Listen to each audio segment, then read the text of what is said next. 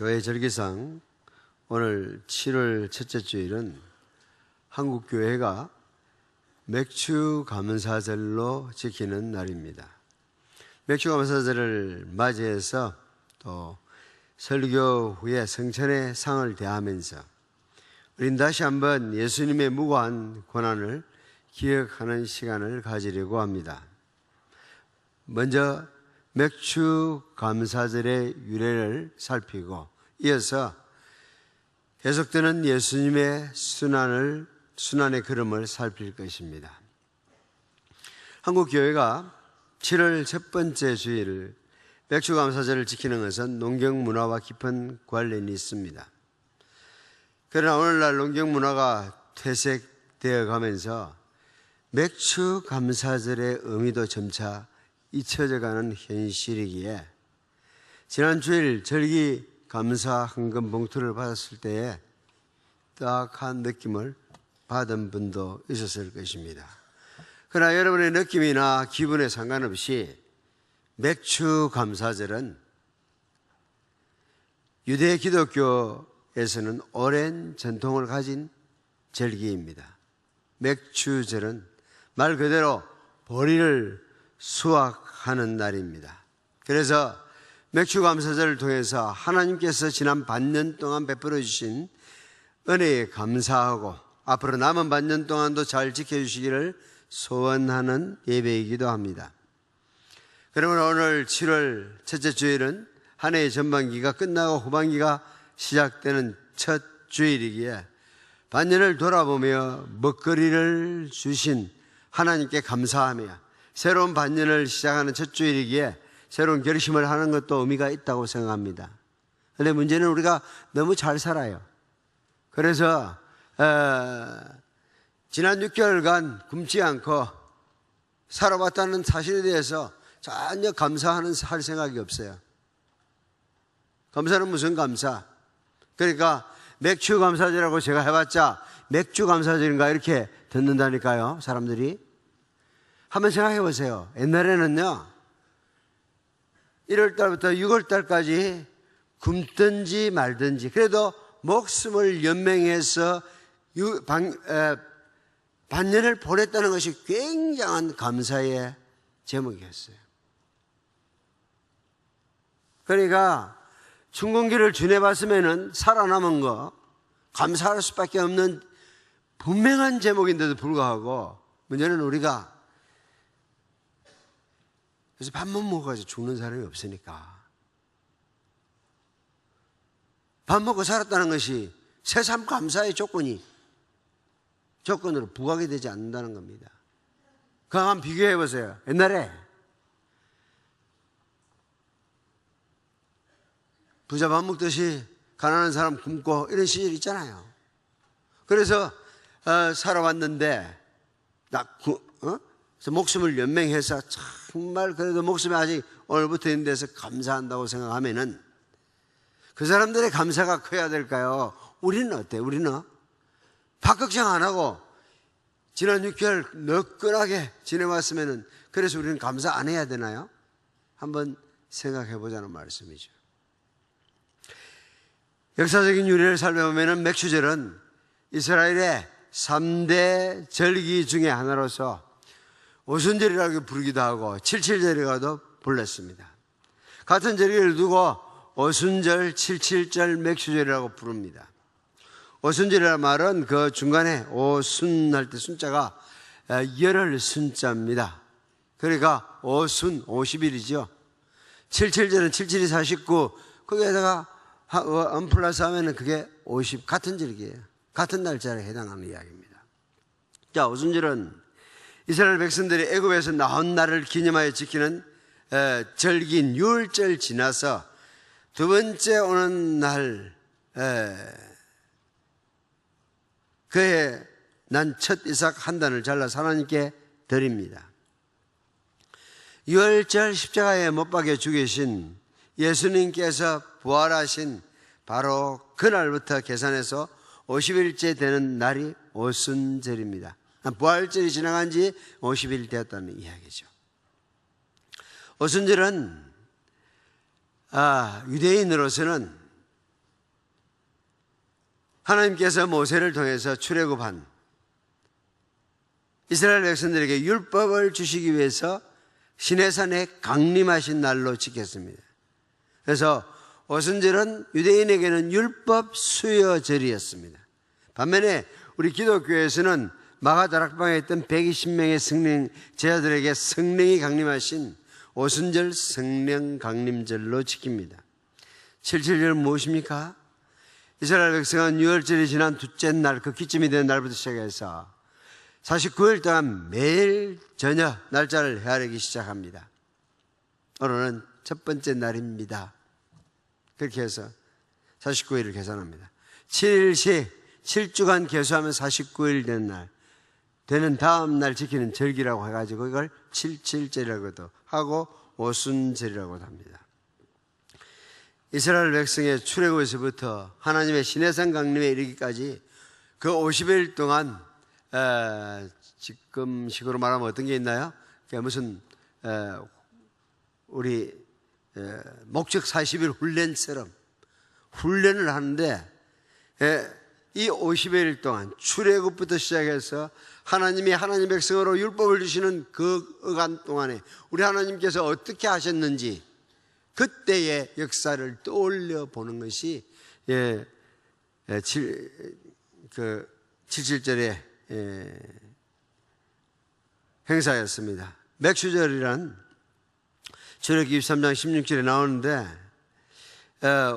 오순절이 출애굽한 이스라엘 백성들이 시내산에서부터 하나님으로부터 율법을 받은 역사적인 사건과 관련한 절기라고 하면 맥주절은 이스라엘 백성이 정착한 가나안 농경 문화와 관련한 명칭입니다.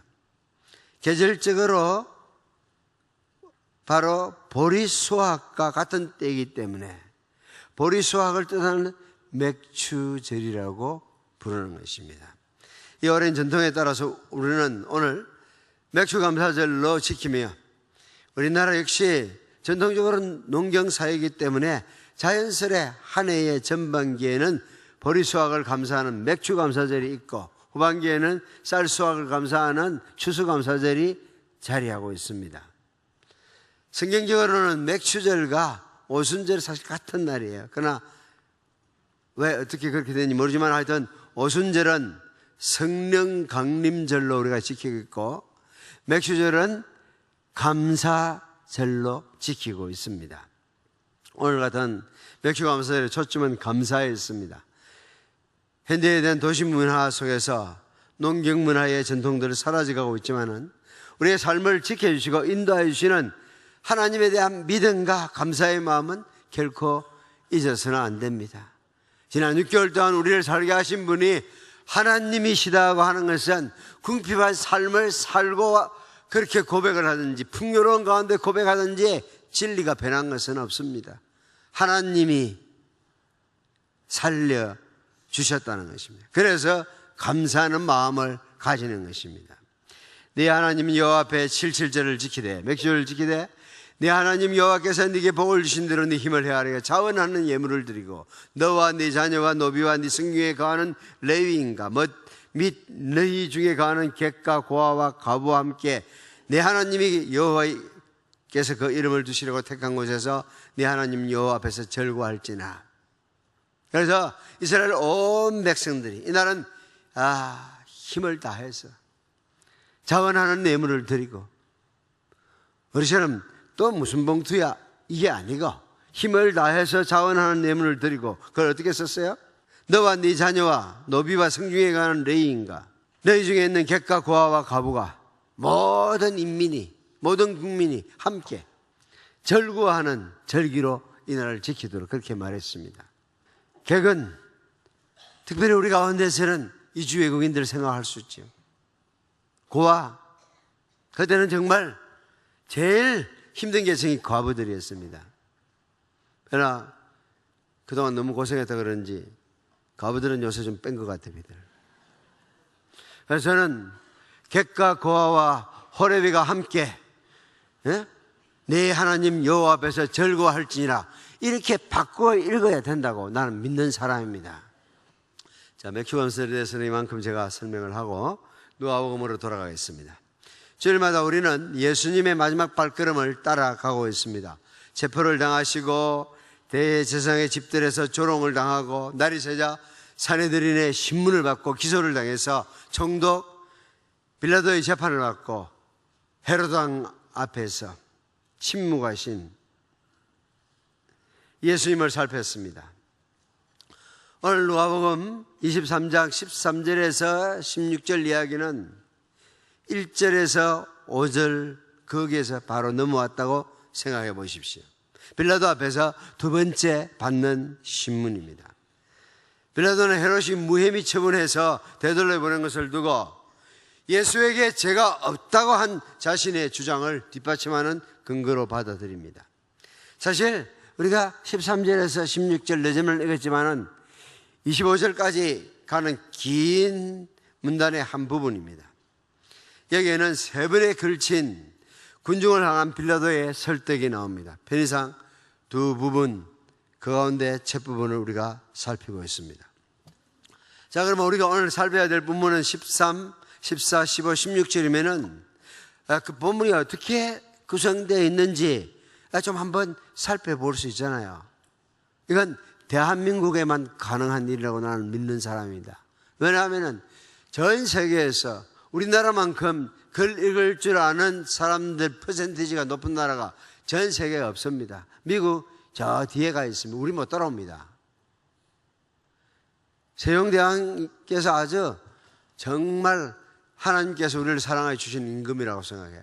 좋은 글 만들어가 쉬운 글 만들어서 내가 서양 사람들 데리고 앉아가지고 가르쳐 봤는데 30분이면 다 읽을 수 있어요. 이 구조가 아주 시스테매틱하게 조직적으로 되어 있어가지고요. 다만 읽기는 하지만 무슨 뜻인지 모르잖아요. 그렇죠? 뜻을 배우는 것은 다음 이야기입니다. 어쨌거나 이런 언어 해독 능력이 있는 대한민국 국민 가운데서 신앙생활을 하는 여러분들이 가면은 예스, 네 절 읽었으면 도대체 어떻게 됐지? 아까 한번 읽고 그냥 지나가는 게 아니고 한번 이렇게 살펴보죠. 내 이마에는 안 써 있거든요. 여러분이 본 성경을 배워놓고 살펴야 됩니다. 첫 절 13절은 배경에 대한 설명이고요. 나머지 세 절은 모두 빌라도의 말로 이루어져 있습니다. 빌라도는 기소를 당한 예수님에 대한 자신의 입장을 단숨에 설명합니다. 헤롯이 예수님을 되돌려 보낸 것을 근거로 예수께서 죄가 없다는 것을 강조하면서 타협안을 내놨습니다. 매질해서 내가 놓겠다는 것입니다. 한 절씩 볼까요? 빌라도가 대제사장들과 관리들과 백성을 불러 모으고, 누가는 여기서 관리들이라는 말을 처음으로 사용하고 있습니다. 대제사장들과 관리들 이렇게 조합된 경우에는 아주 희귀합니다. 어쨌거나 무슨 말이냐면은 대제사장이나 산헤드린 회원뿐만 아니라 다른 예루살렘의 지도층 인사들을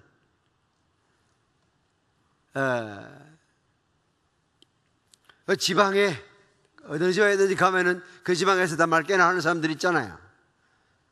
그 사람들이 군수도 아니고 아니 무슨 관리의 직함을 갖고 아니지만은 토호 세력들이 다 있습니다. 그런 사람들까지 다 불러 모았다는 거죠. 그리고 백성들이 등장을 했는데 이 백성들은 지금까지 등장했던 백성들하고는 좀 다릅니다. 성향이 다르다는 거죠.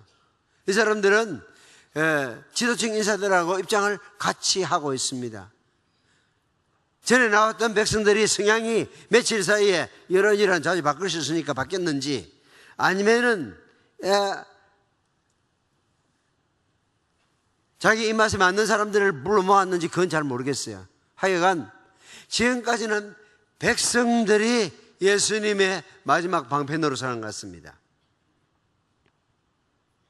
그런데 지금은 백성들의 태도가 바뀌어서 빌라도가 석방을 시키려고 하는 것을 거부하고 있습니다. 일반 백성을 알지 못하게 밤중에 체포를 했잖아요. 백성이 알면 안 되니까. 그런데 유다가 배신하는 바람에 밤중에 체포되어 왔고 지금은 백성들이 오히려 오늘 본문에서는 예수를 석방하려는데 아니요 하고 소리를 치고 있습니다. 누가복음 20장 19절에 보니까 서기관들과 대제사장들이 예수의 이 비유는 자기들을 가리켜 말씀하신 줄 알고 즉시 잡고자 하되, 기분 같아서는 당장 그냥 포박해서 가고 싶지만은 백성을 두려워하더라. 대제사장과 서기관들이 예수를 무슨 방도로 죽일까 궁리하니 이는 그들이 백성을 두려워함이더라. 이제 유대 지도자들과 백성들을 소집하고 빌라도는 선언합니다. 빌라도 입에서 나온 말을 메시지 성경으로 들려드리겠습니다. 여러분은 이 사람이 평화를 어지럽힌다고 해서 나에게 데려왔소. 내가 여러분 모두가 보는 앞에서 그를 신문하여 보였으나 여러분의 고발을 뒷받침할 만한 것을 하나도 찾지 못했소. 헤롯마저 무혐의 처분을 내린 셈이니 이제는 석방하는 일만 남았다고 빌라도가 생각한 것 같습니다. 근데 석방하는 걸 생각하기 힘든 게 지금 유대의 지도자들이 다 죽이기를 원한다는 것을 빌라도가 알고 있잖아요. 그것도 그 분위기 파악도 못하고 유대 나라의 총독이 된다. 절대 불가능한 일입니다. 딱 끌고 들어오면 또 표정 보면 다 알아채는 거 아닙니까? 사행할 만한 아무런 혐의가 없다는 것은 말로 하면서도 즉각 석방해서 자유를 부여하지 않습니다. 그러면은 이스라엘을 다스리러 유다를 다스리는 총독으로서 그쪽에 토호 세력들하고 부딪히는 일이 되니까 이게 어려워지기 때문입니다. 죽이든 살리든 결정권은 여전히 총독인 자신에게 있는데도 말입니다. 여러분들은 이 사람이 평화를 어지럽힌다고 해서 나에게 데려왔어. 내가 여러분 모두가 보는 앞에서 그를 신문하여 보였으나 여러분의 고발을 뒷받침할 만한 것을 하나도 찾지 못했어. 국가전복, 납세 거부, 폭동선동, 백성을 미혹하는 이런 제목을 비롯해서 그들이 기소했던 어떤 제목도 주장만 있는 것이 근거가 없다는 겁니다.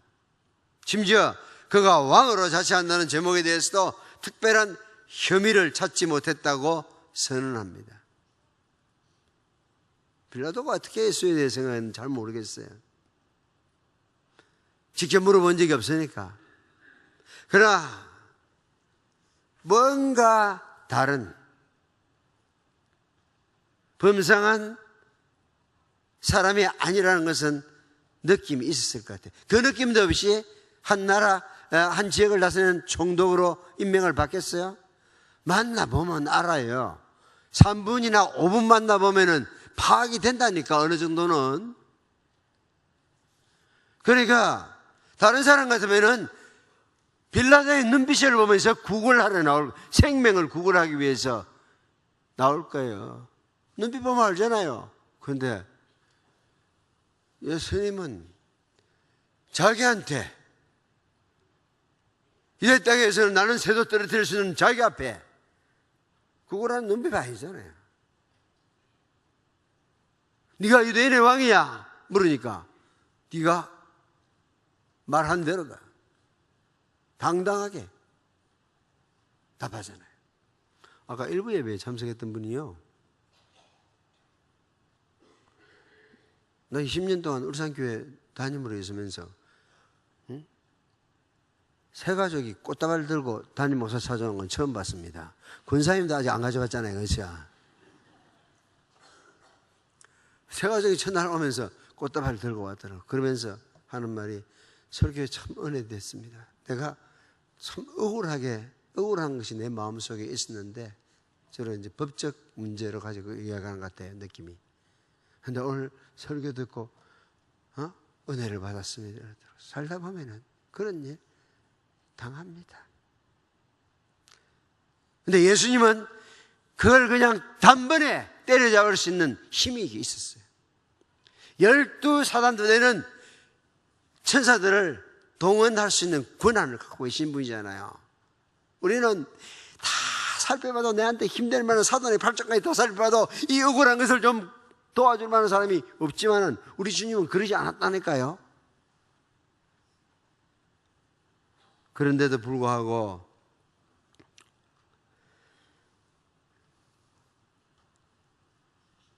그냥 판단에 맡기는 거예요. 그러면서 불의한 세상에서 억울하게 당한 주님의 발자취를 따라가는 자들이 신앙인이면서 이것을 위하여 여러분은 부르심을 받았습니다. 그리스도께서 여러분을 위하여 고난을 당하시면서 무지한 자로서 고난을 당함으로써 여러분이 그의 발자취를 따르게 하시려고 여러분에게 본을 남겨놓으셨습니다. 고난의 발자취를 남겨두셨어요. 우리가 따라가야 될 발자취는 영광스러운 주님의 발자취가 아니에요. 주님은 세상에 계실 때 한 번도 박수를 받고 찬사를 받고 칭송을 받는 그런 발자취를 남긴 적이 없어요. 우리가 받고 가야 될 발자취는 죄를 지은 일이 없으신 분께서, 그의 입에서 아무런 거짓을 찾아볼 수 없었던 분께서 모욕을 당하셨으나 모욕으로 갚지 아니하시고 고난을 당하셨으나 위협하지 않으시고 정의롭게 심판하시는 분께 다 맡기셨습니다. 죄를 지은 일이 없는 분, 입에 거짓말이 없는 분. 여러분 중에서 입에 거짓말 없는 사람 있습니까? 한 사람도 없어요. 거짓말 경진대에 나가면 끝까지 빡빡 우기면 된다. 거짓말 한 번도 안 했다. 그러면 여러분은 금메달감입니다. 죄를 지은 적이 일이 없으신 분께서 정의롭게 판단하실 분께 다 맡기셨습니다. 이게 그의 발자취를 따라가는 우리 입장이어야 돼. 하는 건 뭐 한 소리 듣고 나면 막 전화하고 이 사람 쓰시고 저 사람 쓰시고 밤이 몇 시인지도 모르고 막 그러지 마세요. 예수 믿는 사람이 그렇게 나오면은 세상은 달라질 수가 없어. 생지옥이 돼요. 무슨 소리 하든지 그래. 우리 주님은 이보다 더 억울했을 건데 그렇죠. 저는 사실 근데 교통사고 같은 거 보면은 뭐 30대 70, 40대 60 이렇게 판결하는 거 보면 굉장히 옆에서 화나더라고. 이게 어떤 쪽이 잘했는지 못했는지 가르쳐주기를 내가 바라는 것인데, 물론 한쪽이 뭐 100%다 잘할 수는 없습니다. 90%, 10%, 80%, 20%도 아니고 40%, 60%, 55%, 45% 이렇게 때리면 이것들이 도대체 뭐 갈라먹기로 결정했나 이런 생각 들잖아요. 세상이 그렇더라고요.